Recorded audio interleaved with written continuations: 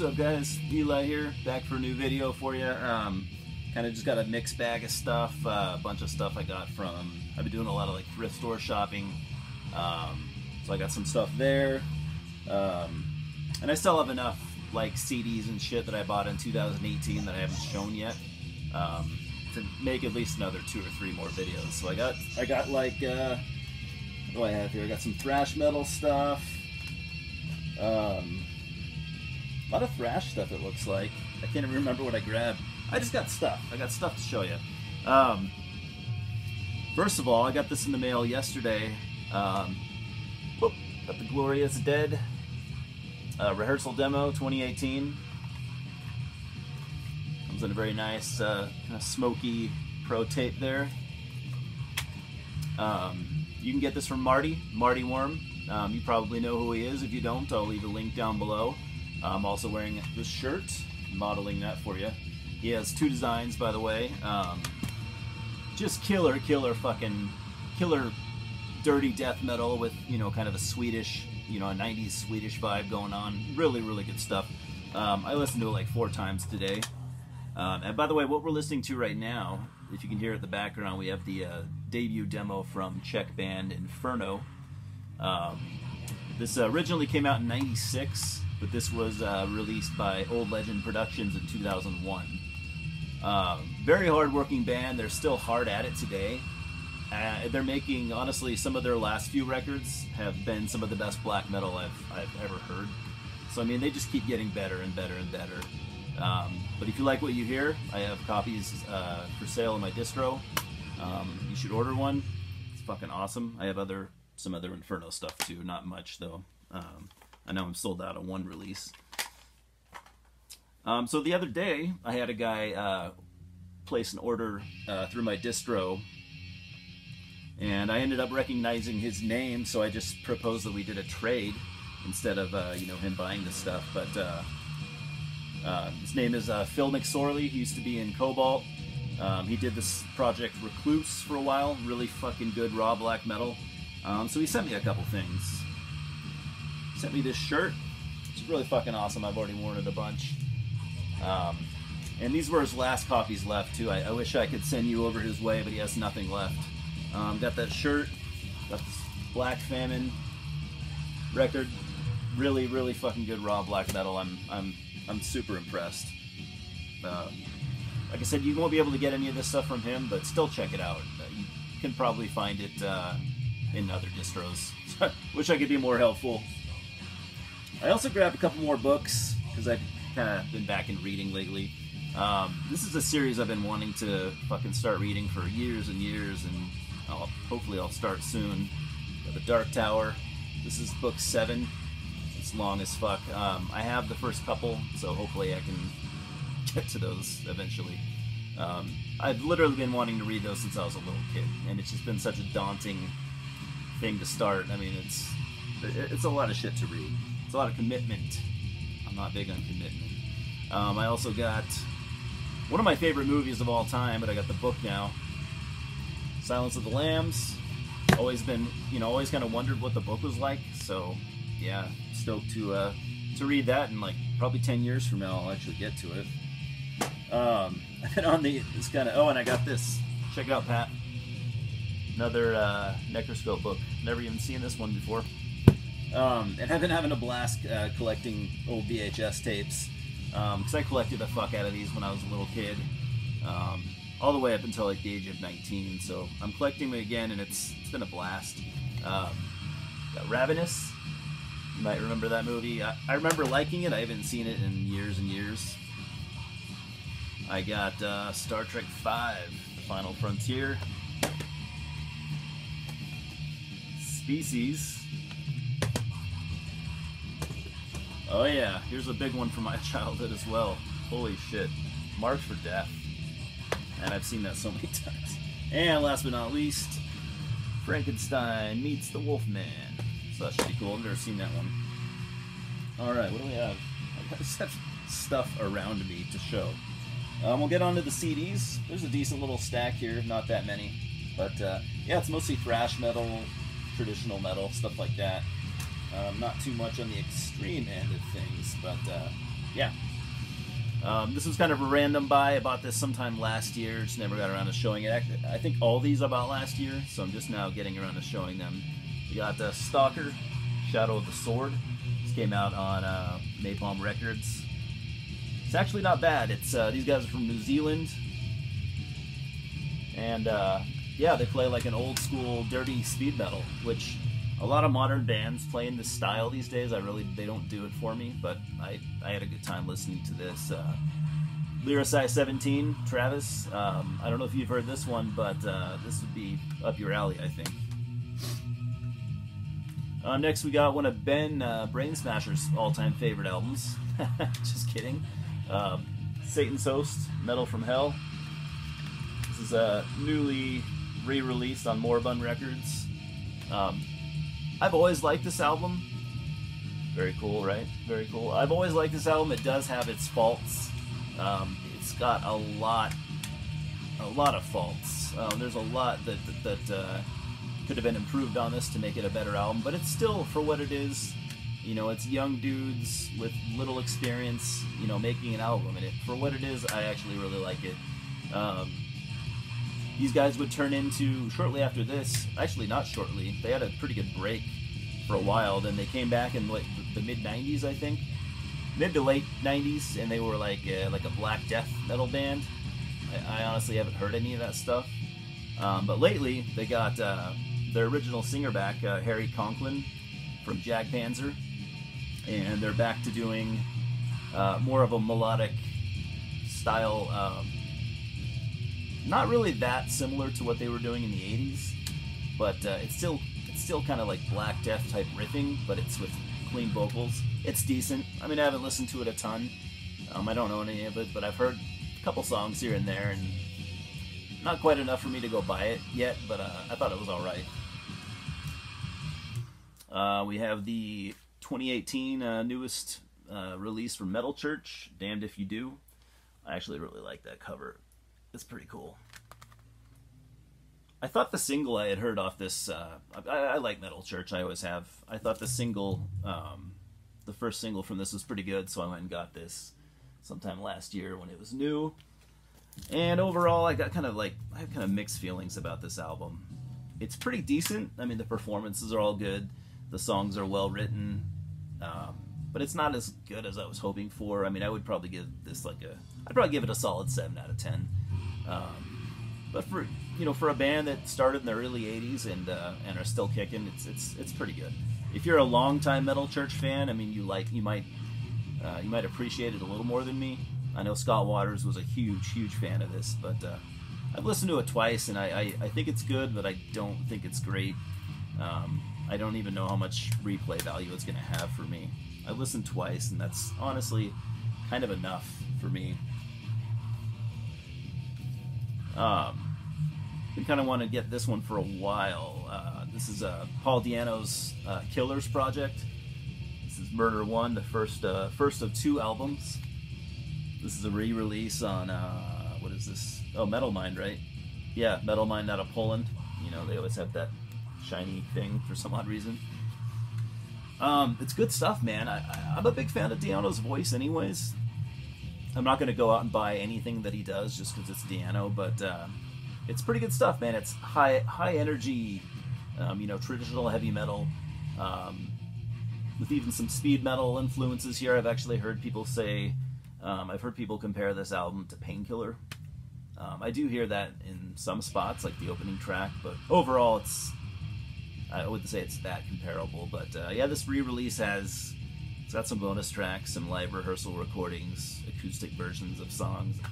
I don't really care about any of those, but it's real good stuff, man. One of my all-time favorite bands. I don't have all their albums, despite them being one of my favorite bands, but Fate's Warning, The Spectre Within. This is, correct me if I'm wrong, the second Fate's Warning album. I'm really bad with chronological order, but anyways, yeah, 85. Pretty sure it's their second album. This is a 2002 re-release on Metal Blade. It's got some demo tracks and live shit. Once again, I almost never care about like bonus material, so yeah. But this is a fantastic album. Hard to place. My favorite, I don't know, man. My favorite album has always kind of been their third album, but this is pretty goddamn good. This is probably my second favorite. I think it's better than the first album. I don't know. This ranks up pretty high for a lot of Fates Warning fans. We have this debut release by the band Bat, Wings of Chains, Hell's Headbanger Records. This is a dude from Municipal Waste, who I'm not a fan of, but Bat is way different than Municipal Waste. This is more like more Venom, early Bathory sounding stuff. Very Venom. It's just really, really good stuff. Really just good, dirty speed metal. I wouldn't call it black metal, but there's definitely a Venom influence. Really catchy, really well written. A lot of people kind of went nuts over their demo that came out before this, and I didn't hear as many people talking about the album, so I don't know if a lot of those people didn't dig the album as much as the demo. I think it's just as good. Yeah, if you like speed metal and stuff like that, I mean, this is very, very good, very catchy. You'll like it. Here's an album that I've obviously always known about, but I've never fucking heard until I bought it a couple months ago. MOD, with USA for MOD. This is a re-release on Megaforce. I mean, I don't think they need much of an introduction. Billy Milano's project that he did after SOD. I don't know the history too well. I'm assuming, I mean, SOD was a bunch of Anthrax guys, so I'm assuming, I don't know, maybe those guys just didn't have time to do more than one album. So Billy Milano went and got, honestly, a couple dudes that I'm not familiar with at all. But it's in the same vein as SOD. In fact, I might like it better, actually. It's just good crossover hardcore thrash stuff that you've probably heard, and I don't need to ramble on about. Here's another totally random find. I'd known about this, but I'd never heard it. Mortal Way of Live, Sodom. I think they could have done a better cover than that, but hey, it's live Sodom and it's fucking good shit. German thrash metal band Sodom, maybe the best German thrash band of all time. History, I don't know a whole lot. This came out in '88 on Steamhammer and Roadrunner Records. Yeah, I wish I could give you more more details on the history, but it's Sodom. It's a live album, and it's a good live album. Here's one I don't think many of you will have. I'm not necessarily saying that in a good way. This is an album that I never really intended to buy, but when it's sitting in front of me used for a couple bucks, I snagged it. Got Low from Testament. This came out on Atlantic Records in what year did this come out? '94. So it was kind of a low period for the band, I guess you could say. I haven't listened to it yet. I remember hearing some tracks here and there, and was never too impressed. I think this was in that era where Chuck Billy was still kind of, he was like kind of using some death metal vocals, I think. I knew he did that on a couple other albums, and this album is from that era, 90s Testament. I know a lot of, diehard Testament fans do kind of like this era. I've never been a fan from what I've heard. To be honest, I've never really been a big fan of anything they've done except for their first album. The Legacy, I think, is fucking incredible. But I've never heard anything else that was on that level. Speaking of Testament, I do like this album, even though this is kind of a dividing line for a lot of thrash fans. Practice What You Preach came out, 89? 89, yeah, on Megaforce and Atlantic. This was basically a lot of diehard Testament fans and a lot of old school thrash fans will say this is kind of their sellout record. And it is, they were getting signed to Atlantic from Megaforce, and Atlantic wanted them to be the next Metallica. They wanted that money, and they wanted them to polish up their sound a little bit, put on a couple more mellow tracks. But for what it is, I still think it's pretty good. I mean, there's still some bangers on here. as a whole, it might not be that a super great album, but the better songs on here are fucking good, I think, anyways. Next we got Toxic Holocaust, Hell on Earth. This album came out on Relapse Records. We all know Toxic Holocaust by now, and I'm a fan. I know a lot of people talk shit about Joel, but you know, I think he's a cool dude. You know, he's a good musician. He's a good songwriter. He's a hard worker. You know, he's a diehard metal fan. I like Toxic Holocaust. I always have, to be honest.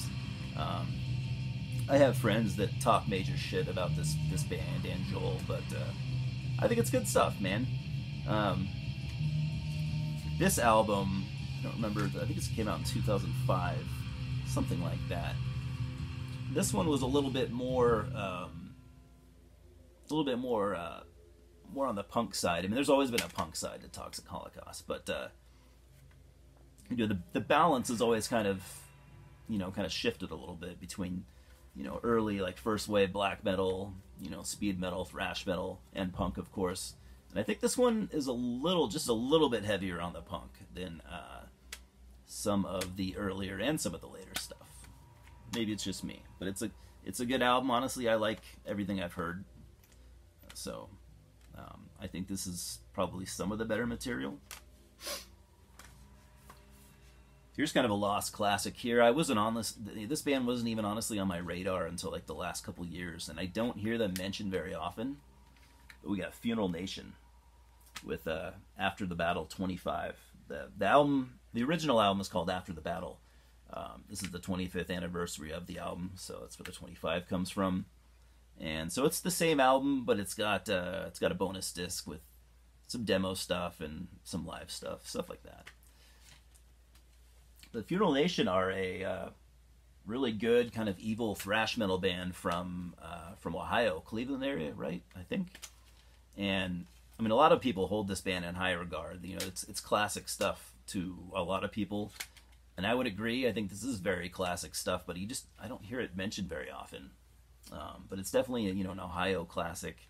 It's very evil, venomish thrash metal. You could even say maybe a little bit of death metal, early death metal in there, but it's more thrash to me. But it's dirty, vile, evil thrash.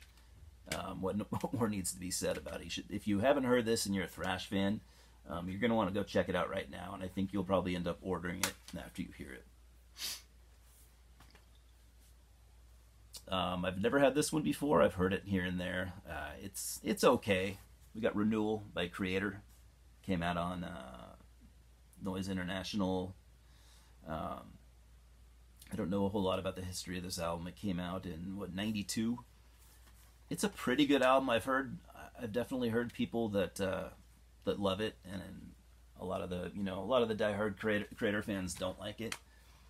Kind of my take on it is the vocals were a little bit much to handle. He used kind of more of a hardcore influenced style vocal on this. There's a little bit. It's still very heavy. It's very heavy and very aggressive. The songs aren't. The songwriting is decent. You know, the musicianship is good as always. I think I would say there's even a little bit of an industrial influence, as a lot of bands were doing that. You know, in '92. It's not an industrial metal album by any means, but it just has just a touch of that prong industrial influence. And it might not even be on every song, but it's there. So this is probably a dividing album for a lot of Creator fans. I would actually like to hear what you guys think about this. I know a lot of you guys are Creator fans. So where do you sit with this album? That'd be interesting to hear. I would assume most of you don't like it, but there's got to be some fans of it. This I picked up at one of my local record stores it was like $1. It's beat to shit, but and it's not anything I needed by any means, but I am a big fan, so got the Refuse Resist single by Sepultura. This was I think it was a radio promo, because it says right here, not for sale. So that's cool.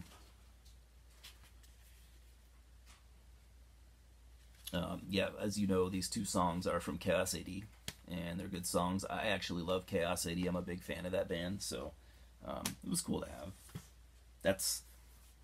that is the album that I discovered Sepultura on. So it's always kind of meant a lot to me. Flotsam and Jetsam had a new album out last year, so I picked that up. The End of Chaos. It's cool. It's got Flotzilla back. This came out on AFM Records. I'm not too familiar with that. There's the lineup here. Multi-panel digipack there. I'm a big Flotsam fan. I mostly like the first album. It's possibly my favorite thrash album of all time. I do like probably all their 80s stuff pretty well. Into the 90s, I really stopped paying attention to that stuff. I wouldn't mind revisiting it, but I remember it being pretty boring. I remember hearing a couple tracks off their self-titled album that came out recently, and I actually, for modern thrash, I actually thought it was pretty decent. And so I just had a wild hair up my ass, and I went and bought this, and it's actually pretty fucking good, man. Some of the catchiest choruses I have ever heard are on this album. I mean, the songs are well written. The musicianship is top notch. I kind of feel like they focus more on writing hooks, like vocal chorus hooks, than they did on the songs themselves. I mean, almost every song here has literally a catchy chorus that will get stuck in your head for days. I didn't know Eric A.K. could still sing as well as he does on this. His voice sounds fucking fantastic. He doesn't hit any of those, insane high notes that he did in, 86. But, he's aged. Your voice ages. So I don't know if he can still hit those notes, but he still does sing high, and his voice just sounds really fucking good. That charisma that, he has that's totally unique to himself is all over this. And it's pretty awesome. It's got the fifth, Ken, I can't remember his name, Ken something from Fifth Angel is drumming on this. And, I mean, he's got a very, very busy technical style. So, I mean, there's tons of drum fills and drum patterns all over this. I mean, the drums are huge. And when I bought that, I figured I grabbed the other album, their comeback self-titled album, Flotsam and Jetsam. I gotta re-listen to this. I don't think I've even heard the full full album, but I thought what I heard was pretty decent. I mean, if you want to compare it to shit Death Angel's doing right now, or Metallica, or Megadeth, or any of their peers, they're doing pretty well. What's that? So I can't comment that much on this, other than I kind of liked the couple songs that I heard. But I did really enjoy this album. I kind of wish they'd gone for more. I mean, it's largely a thrash album, but I wish it was more in the vein of 80s thrash. A lot of those old bands, they just they don't have that thrash riffing and I don't know, the attitude, but it's still pretty good. Check these both out. Let me know what you think if you're a Flotsam fan. And, I mean, seriously, is this not one of the most catchy fucking albums you've heard in years? The vocal choruses, at least. But anyways, that is all I got for now. Go pick up this Gloria Dead tape. Gloria, I cannot talk. After about 10 minutes of recording a video, my brain goes to mush. Gloria's Dead. Go get this from Marty. It's really, really fucking good. I don't know if any of it's on YouTube, but if there is, I'll leave a link. But I'll be definitely leaving a link for you to go order it. It's so good. Trust me. If you like just death metal in general, I mean, this will get your head banging. Anyways, guys, that's all I got. Thanks for stopping by. Let's definitely talk about some of this stuff, and we'll talk soon.